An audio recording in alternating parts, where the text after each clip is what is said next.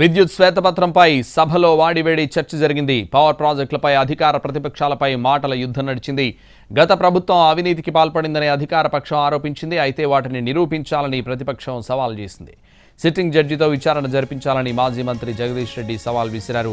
BRS విసిరిన సవాల్ మేరకు జ్యుడిషియల్ విచారణకు ఆదేశిస్తున్నామని సీఎం రేవంత్ సభలో ప్రకటించారు.